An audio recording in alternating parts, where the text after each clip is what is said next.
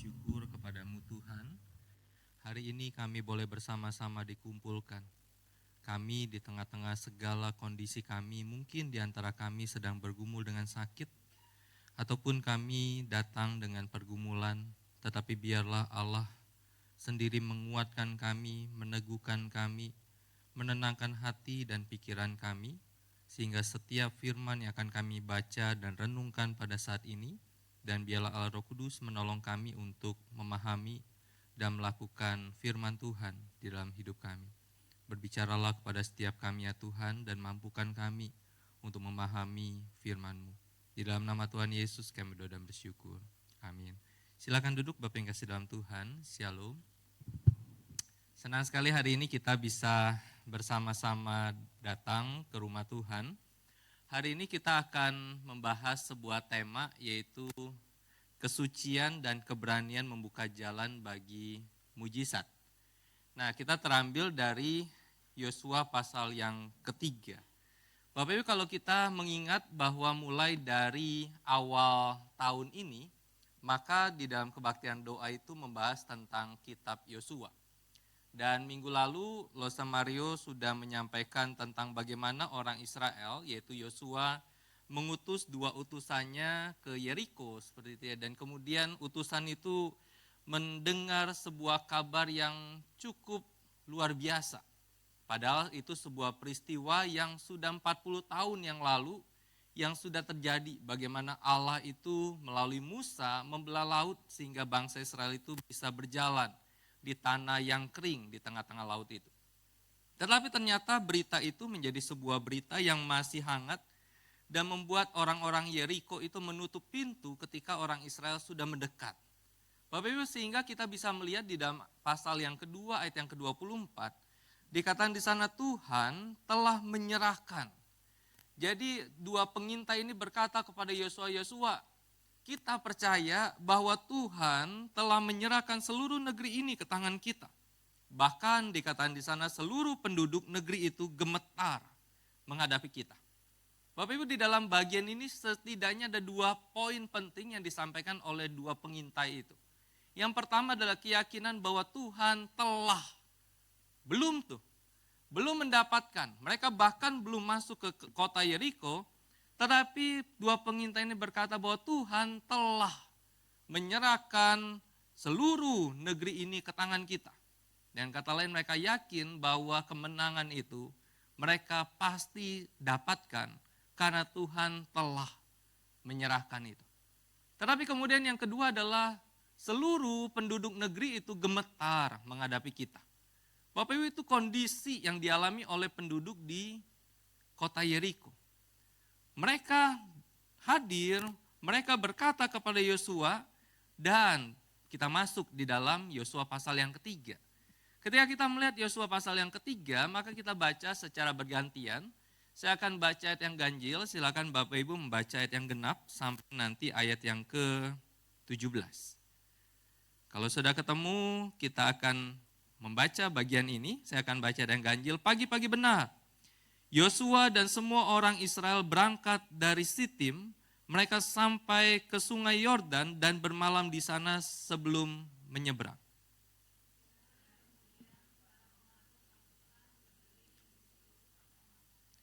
Dan memberi perintah kepada bangsa itu demikian, pada saat kamu melihat tabut perjanjian Tuhan Allahmu, diangkat para imam, orang-orang Lewi itu, kamu juga harus berangkat dari tempatmu dan mengikutinya.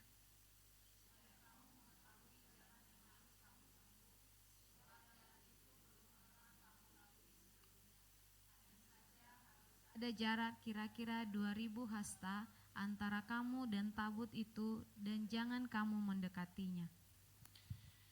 Kata Yosua kepada bangsa itu, kuduskanlah dirimu, sebab besok Tuhan akan melakukan perbuatan ajaib di antara kamu. Yosua berkata kepada para imam demikian, angkatlah tabut perjanjian dan menyeberanglah di depan bangsa itu. Lalu mereka mengangkat tabut perjanjian dan berjalan di depan bangsa itu. Tuhan berfirman kepada Yosua, mulai hari ini aku akan membuat engkau besar di hadapan seluruh orang Israel, supaya mereka tahu Seperti aku menyertai Musa, demikianlah aku akan menyertai engkau. Jadi engkau harus memerintahkan para imam yang mengangkat tabut perjanjian itu. Demikian, setelah kamu sampai di tepi air sungai Yordan, kamu harus tetap berdiri di sungai Yordan itu. Lalu Yosua berkata kepada orang Israel, mendekatlah dan dengarkanlah firman Tuhan Allahmu. Kata Yosua lagi, dari hal inilah akan kamu ketahui bahwa Allah yang hidup ada di tengah-tengah kamu, dan ia sungguh-sungguh akan menghalau dari hadapanmu orang Kanaan, orang Het, orang Hewi, orang Feris, orang Girgasi, orang Amori, dan orang Yebus. Lihatlah, tabut perjanjian Tuhan semesta bumi menyeberang di depan kamu di sungai Yordan. Sekarang pilihlah 12 orang dari suku-suku Israel, seorang dari tiap suku. Akan terjadi pada saat kaki para imam yang mengangkat tabut Tuhan, Tuhan semesta bumi, masuk ke dalam air sungai Yordan. Air sungai Yordan itu akan terputus, air yang turun dari hulu berhenti menjadi bendungan. Ketika bangsa itu berangkat dari perkemahan mereka untuk menyeberangi sungai Yordan, para imam yang mengangkat tabut perjanjian itu berjalan di depan bangsa itu. Adapun sungai Yordan meluap di sepanjang tepinya selama musim menuai. Pada saat para pengangkat tabut itu sampai ke sungai Yordan, dan kaki para imam pengangkat tabut itu masuk ke dalam air di tepi sungai itu. Air sungai itu berhenti mengalir dari hulu dan menjadi satu bendungan yang berdiri jauh sekali di dekat Adam, kota di sebelah kota Sartan. Aliran air ke Laut Araba, Laut Asin, terputus sama sekali. Lalu bangsa itu menyeberang di seberang kota Yeriko. Para imam yang mengangkat tabut perjanjian Tuhan itu tetap berdiri di tanah kering di tengah sungai Yordan. Sementara seluruh orang Israel menyeberang di tanah kering itu sampai seluruh bangsa itu selesai menyeberangi sungai Yordan. Bapak Ibu, pernahkah kita ketika kita di dalam sebuah situasi yang kita tahu bahwa kita harus terus melangkah, namun di depan kita terasa mustahil untuk kita melanjutkan, untuk melangkah. Bapak Ibu, itulah gambaran yang bisa kita lihat di dalam kehidupan orang Israel. Kalau kita melihat di dalam Yosua pasal yang kedua, maka dikatakan di sana bahwa Tuhan telah menyerahkan bangsa ini, negara ini, kerajaan ini ke dalam tangan kita. Dan orang-orang di kota itu mereka semuanya ketakutan. Tetapi kemudian pasal yang ketiga dikatakan pagi-pagi. Bapak Ibu, kita bisa lihat sebuah situasi perasaan orang Israel yang tahu, yang yakin, yang percaya bahwa Tuhan telah menyerahkan bangsa atau kota-kota yang Tuhan janjikan itu. Sehingga pagi-pagi Yosua dan seluruh orang Israel berangkat. Bapak Ibu, kita bisa bayangkan mereka berpikir bahwa ini waktu di depan kita, ini adalah kesempatan yang Tuhan berikan yang satu kali untuk kita rebut secara cepat karena Tuhan sudah menyerahkan. Tetapi ketika kita melihat bagian yang kita baca tadi, ada masalah di situ. Di dalam ayat yang ke-15 dikatakan Yordan atau sungai Yordan itu meluap di sepanjang tepinya selama musim menuai. Bapak Ibu, menarik kenapa sampai digambarkan di sana ayat yang ke-15 sungai Yordan itu meluap. Bapak Ibu, apa yang menarik di sungai Yordan? Dipercaya bahwa ketika sungai Yordan itu meluap yang merupakan sebuah siklus yang biasa di dalam musim menuai, maka kecepatan air itu kurang lebih 40 mil per jam. Jadi kita bisa bayangkan, saya nggak bisa berenang seperti itu ya. Jadi saya bisa bayangkan kalau orang yang bisa berenang pun, kalau dia harus melewati sungai Yordan itu dengan berenang, 40 mil per jam adalah sebuah kecepatan yang tidak mudah. Yang kedua adalah sungai Yordan itu di tepi sungai Yordan dipenuhi dengan hutan belukar atau semak belukar yang bisa saja kalau mereka bisa mampu lewati setapak demi setapak, maka mereka kalau nggak hati-hati mereka bisa tersangkut di antara semak belukar itu. Ada juga yang berkata bahwa kedalaman dari sungai Yordan itu adalah 3 sampai 12 kaki. Bapak Ibu kita bisa bayangkan satu kaki itu kurang lebih 45 cm. Jadi kalau dikatakan 3 sampai 12 kaki, itu lumayan tuh kedalamannya. Panjangnya berapa? Membentang sekitar 1 mil. Jadi kita bisa bayangkan di dalam sebuah situasi yang biasa, normal, tidak meluap airnya, tidak banjir bandang di sungai Yordan itu, maka mereka harus lalui sebuah kedalaman yang tidak juga cetek. Begitu dalam. Sebuah perjalanan membentang yang juga begitu panjang. Tetapi situasi ini dikatakan di sana bahwa sungai Yordan itu meluap di sepanjang tepinya. Ini masalah. Bapak Ibu ingat, di dalam ayat yang pertama dikatakan orang Israel itu pagi-pagi mereka segera berangkat. Tetapi kemudian ayat 2 atau ayat yang ketiga dikatakan mereka berkemah di sana 3 hari. Kalau kita pikir, ngapain mereka berkemah di situ 3 hari? Bisa jadi mereka berpikir, kita tunggu aja nih. Tunggu saja air sungai Yordan itu akan lebih tenang supaya kita bisa menyeberang dengan lebih cepat. 3 hari mereka di situ. Mereka menunggu situasi supaya sungai Yordan itu bisa lebih kondusif. Tetapi situasi itu tidak terjadi. Dan kemudian yang kedua adalah mereka membawa tabut perjanjian. Bapak tabut perjanjian itu isinya adalah 2 loh batu, bejana yang berisi mana atau mana seperti itu ya. Kemudian tongkat Harun yang bertunas. Tabut perjanjian ini menjadi sebuah peringatan sejarah. Sebuah kasih, sebuah kehendak, semua pemeliharaan, sebuah kuasa Tuhan. Dan tabut perjanjian itu adalah monumen kesetiaan Tuhan kepada orang Israel. Dan orang Israel membawa itu. Satu sisi mereka berhadapan dengan masalah bahwa air sungai Yordan itu meluap. Satu sisi mereka mempunyai simbol bagaimana Allah di dalam kesetiaannya kepada orang Israel. Maka mereka diperadakan pada terus maju atau berhenti di situ. Membongkar tenda atau tetap tinggal di dalam tenda. Tetapi kemudian Tuhan berkata bahwa kuduskanlah dirimu.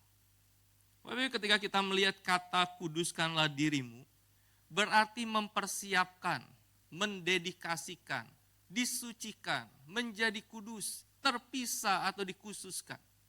Kata dikuduskan itu merupakan sebuah kata yang terus-menerus diulang di dalam perjanjian lama.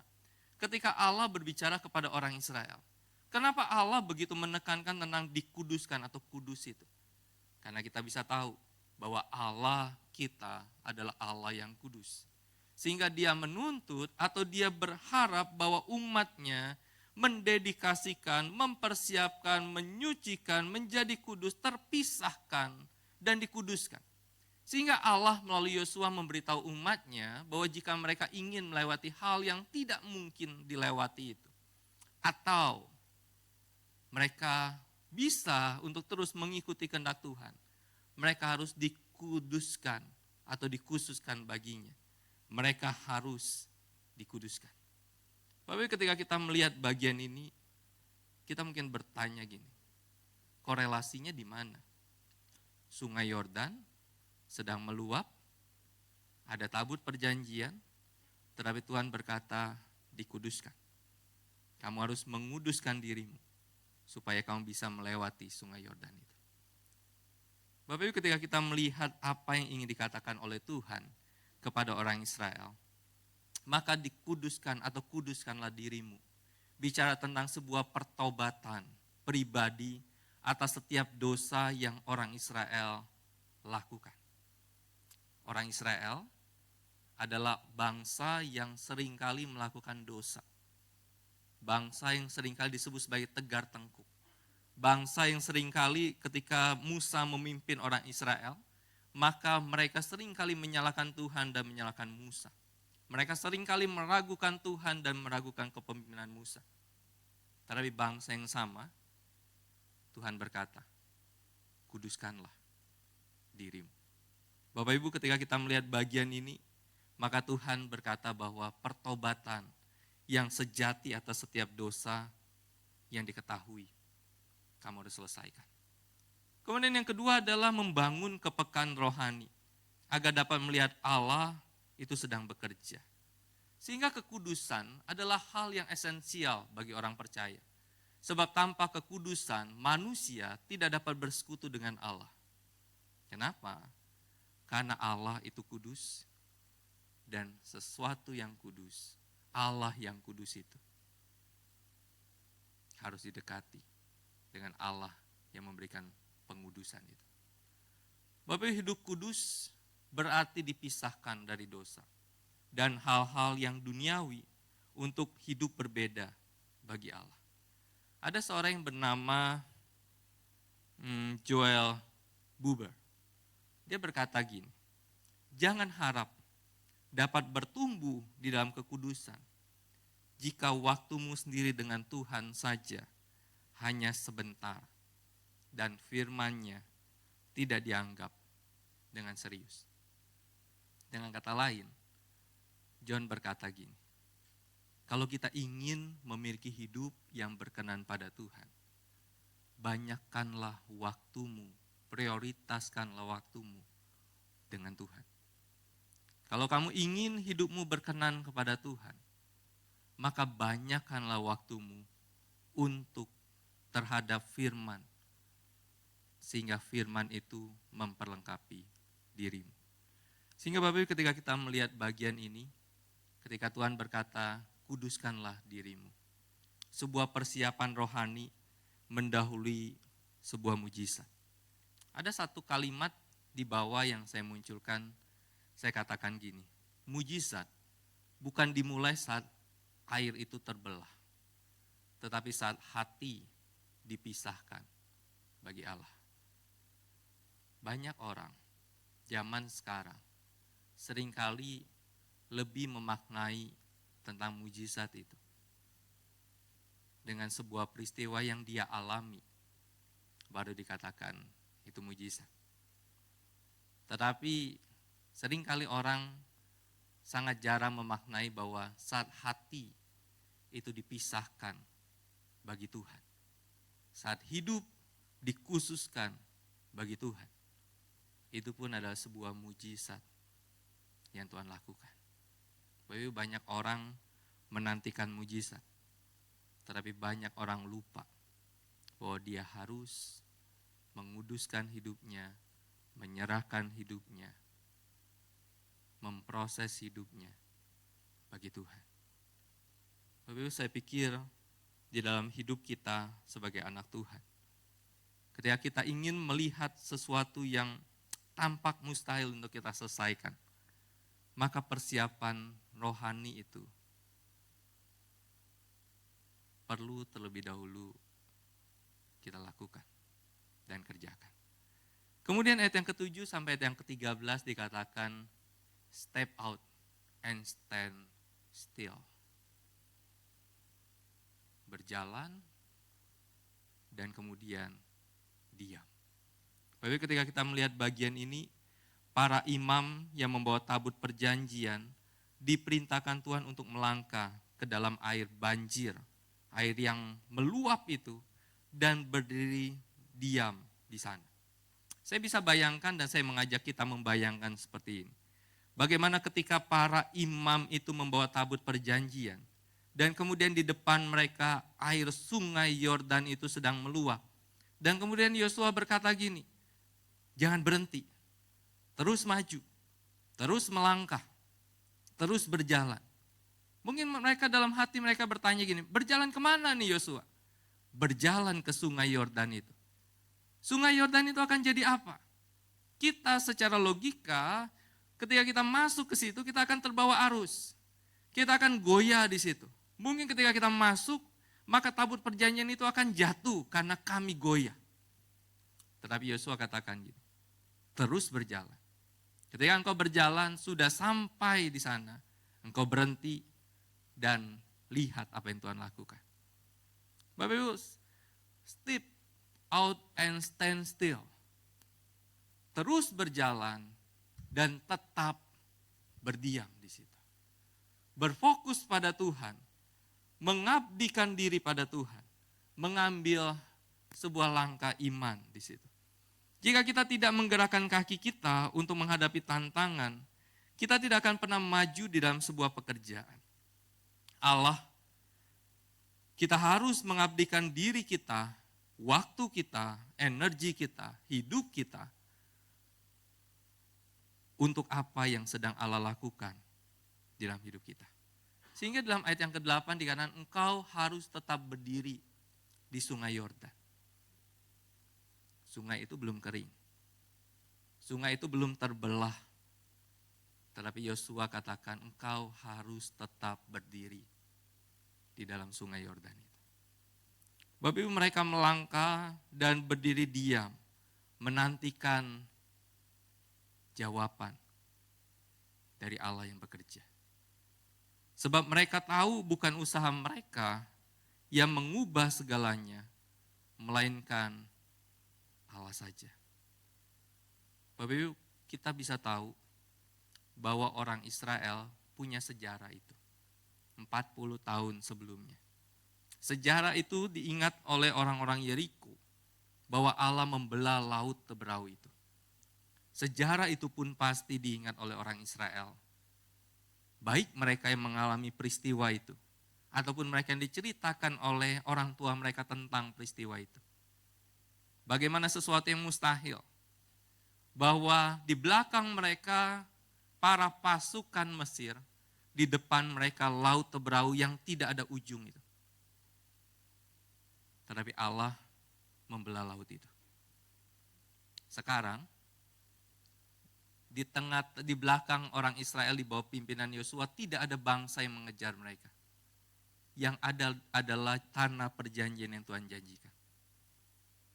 Dan Allah berkata, tetap berdiri dan lihat apa yang Tuhan lakukan. Tapi ketika kita melihat bagian ini, maka ketika kehadiran Tuhan itu memimpin jalan, tidak ada yang dapat menghalangi jalan Anda. Ketika kehadiran Tuhan memimpin jalan hidup kita, tidak ada yang dapat menghalangi jalan kita. Sungai Yordan yang kedalamannya sampai 12 kaki, yang begitu panjang, yang tidak ada perahu, yang lagi meluap airnya. Tetapi ketika kehadiran Tuhan yang memimpin jalan, tidak ada yang dapat menghalangi jalan itu. Dan orang Israel dikatakan di sana, mereka bisa berjalan di tanah yang di tengah-tengah sungai Yordan itu, di tanah yang kering. Peristiwa yang sama yang pernah mereka alami atau mereka dengar, sekarang mereka saksikan. Dulu laut, sekarang sungai, tetapi Allahnya sama. Dulu Musa, sekarang Yosua, tetapi Allahnya sama. Yang membelah laut Teberau, yang membelah sungai Yordan, Allahnya sama. Dulu mungkin nenek moyang mereka, orang tua mereka, sekarang mereka, tetapi Allahnya sama. Yang membelah laut Teberau dan sekarang membelah sungai Yordan itu. Bapak Ibu, ketika kehadiran Tuhan itu memimpin jalan orang Israel, tidak ada yang dapat menghalangi jalan mereka. Ketika kita melihat bagian ini, maka kita bisa berkata gini, melangkah dalam iman, berdiri di dalam ketergantungan. Iman yang sejati itu aktif melangkah. Jadi kalau kita katakan saya ini orang beriman, maka iman yang sejati itu adalah iman yang aktif melangkah. Iman yang aktif bergerak. Iman yang aktif berkarya. Iman yang aktif melakukan segala sesuatu. Tetapi pasif menunggu Allah bekerja. Iman bukan nekat, tetapi taat. Bukan pasif, tetapi bersandar kepada Tuhan. Tapi ketika kita melihat bagian ini, maka kita bertanya seperti ini. Sungai Yordan seperti apa yang terbentang di hadapan kita? Tantangan terberat seperti apa yang sedang kita hadapi? setahun ini, seminggu ini, sebulan ini, atau sepanjang hidup kita. Bapak Ibu, beberapa waktu ini, beberapa jemaat kita ada berita yang mereka harus kemo. Ada satu jemaat, saya dihubungi mamanya, ketika dia harus operasi, saya mau pulang seperti itu, udah sore, terus mamanya telepon saya, dia bukan manggil saya Muse ya, Roni bisa ke rumah sakit nggak?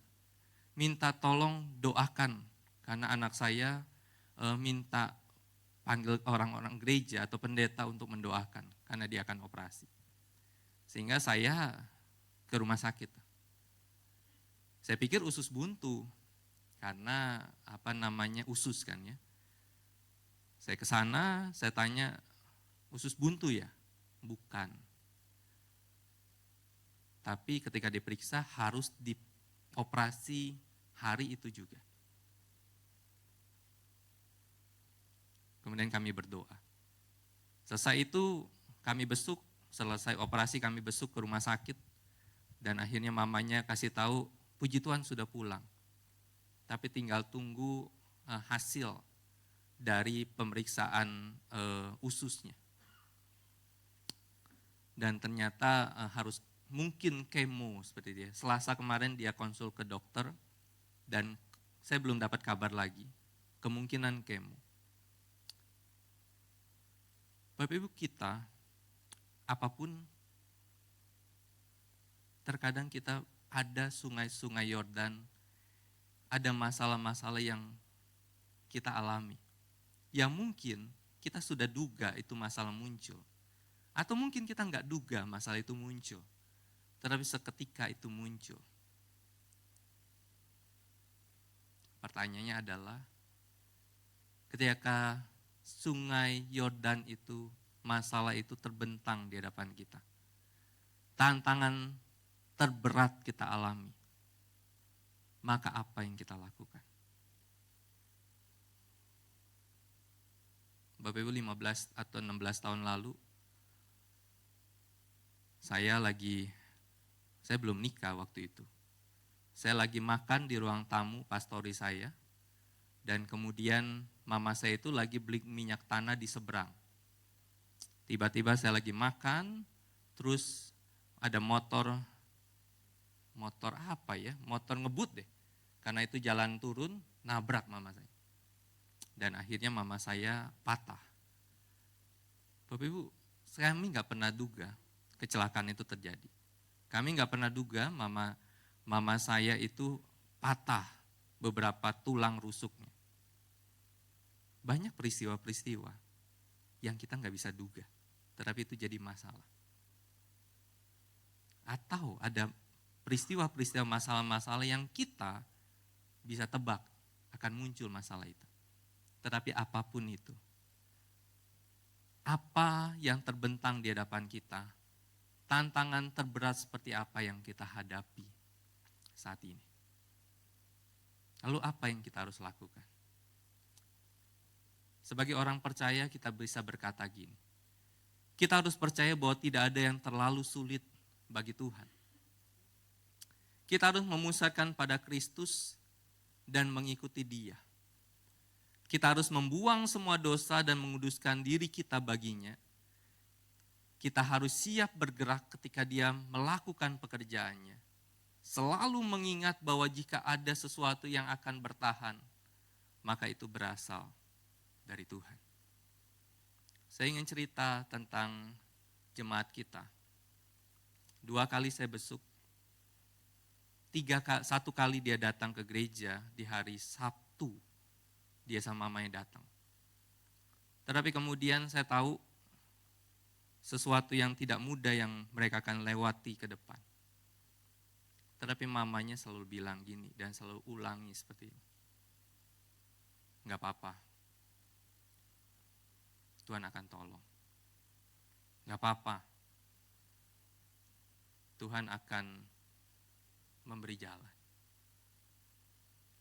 Bapak Ibu, ketika saya dengar kalimat itu, saya sebagai orang luar, saya sebagai orang yang tidak tahu bagaimana rasanya sakit yang harus menjalani kemo itu. Tetapi saya berkata gini,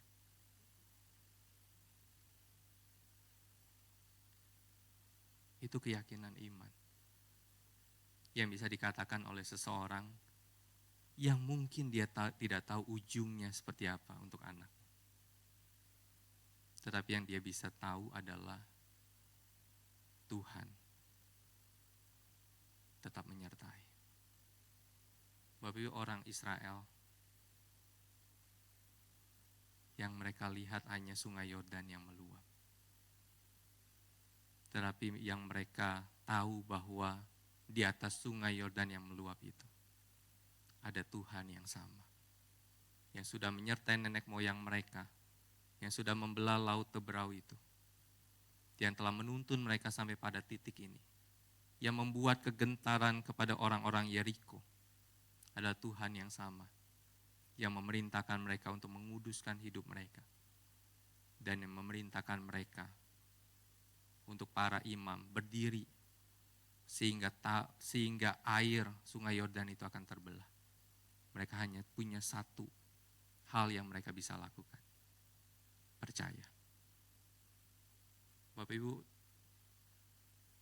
kepercayaan itu menjadi bagian yang kita perlu miliki terus untuk sebuah masalah yang mungkin mendadak kita alami atau sudah lama kita alami, tetapi tetap percaya bahwa tidak ada yang terlalu sulit bagi Tuhan untuk menolong kita.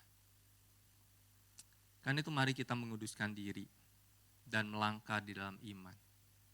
Sebab Allah yang setia adalah Allah yang membuka jalan untuk menolong kita.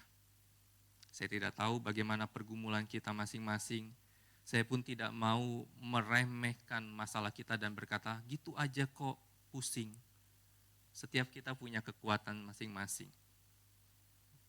Setiap kita punya batas untuk memikul masing-masing masalah kita.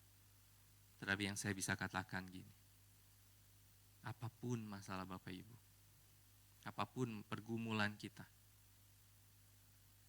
tetaplah percaya pada Tuhan yang tidak pernah meninggalkan kita.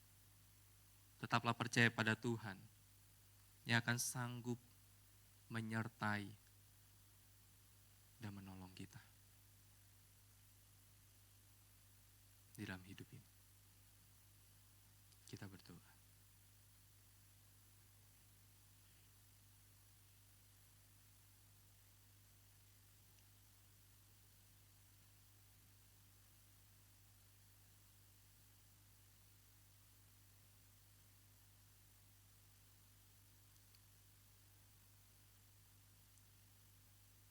Tuhan, kami bersyukur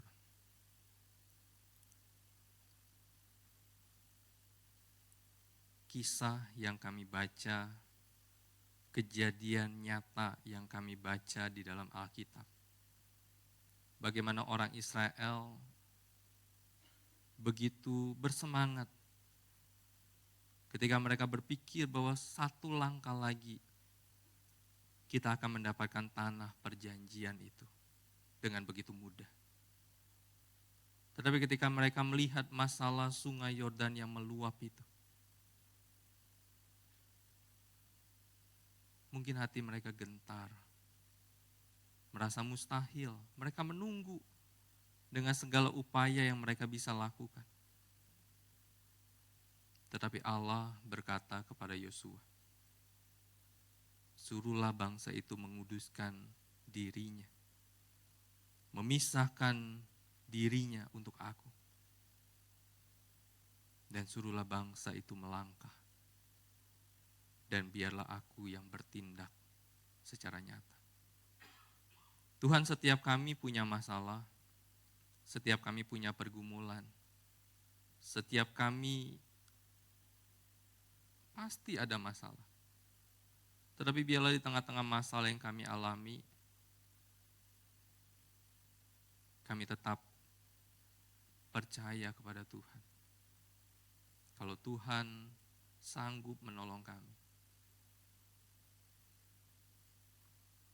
Kami tetap beriman kepada Tuhan. Bukan hanya tentang masalah itu kami yakin Tuhan akan tolong selesaikan.